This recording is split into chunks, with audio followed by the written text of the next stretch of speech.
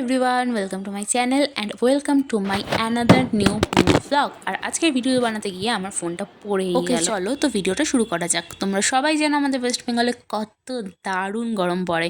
তো এই গরমে আমি নিজেকে কী করে প্রোটেক্ট করি ফ্রম সান ড্যামেজ, সেটাই আজকে তোমাদের সাথে এই ভিডিওতে আমি শেয়ার করবো। এছাড়াও 2 বছর আগে আমার হঠাৎ করেই সান অ্যালার্জির উৎপত্তি হয়, আর তারপর থেকেই কিন্তু আমি এরকমভাবে মুখ, চোখ, হাত পা ঢেকে বাইরে বেরোনো শুরু করি। আর এই দেখো, ভিডিও বানাতে গিয়ে আমার ফোনটা পুরো পড়েই গেল, কিন্তু ভাগ্যিস কিছু হয়। আমার তো একেবারে আত্মারাম খাঁচা হয়ে গেছিল। যাই হোক, তো ভিডিওর শুরুতে যেমনটা তোমরা দেখলে যে আমি হাতে 2টো স্কিনই পরে নিয়েছিলাম, আর তার সাথে আমি মুখে সানস্ক্রিনও মেখে নিয়েছিলাম।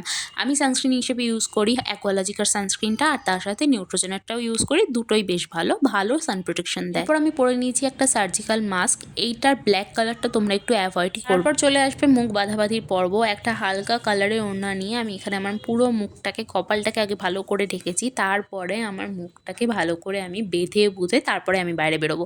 আর হ্যাঁ, নেক এরিয়াটাকেও কিন্তু কভার করে নিতে হবে। আচ্ছা, এটা কিন্তু আমি মেনলি করি সান অ্যালার্জি থেকে বাঁচার জন্য। তবে এটা করে কিন্তু আমি কিছু উপরি পাওনা পেয়েছি, যেমন আমার মুখে ট্যান তুলনামূলকভাবে কম পড়ে, আর এই কারণে স্কিনটা কিন্তু অনেক ব্রাইটও হয়েছে। আমার যারা চেনা জানা বা রিলেটিভস আছে, তারা কিন্তু এখন আমাকে প্রায়ই জিজ্ঞাসা করে যে আমি মুখে কি মাখি যে আমি ফর্সা হয়ে যাচ্ছি। তাদেরকে একটাই উত্তর দিই যে লজ্জা শরমের মাথা খেয়ে এরকমভাবে মুখ ঢেকে মাওবাদী হয়ে বাইরে বেরোতে হবে, তবেই তুমি ফর্সা হতে পারবে। কিন্তু আরও একটা প্রসেস বাকি আছে, সেটা হলো সানগ্লাস। এরপর আমি সানগ্লাসটা পরে নিলাম, আর এরকমভাবে মুখ বেঁধে সানগ্লাস পরে সব কিছু প্রোটেকশন নেওয়ার পরেও রোদ্দুরে যখন তোমরা বেরোবে অবশ্যই কিন্তু ছাতা ক্যারি করবে, তবেই তোমরা পাবে ফুল প্রোটেকশন। টাটা।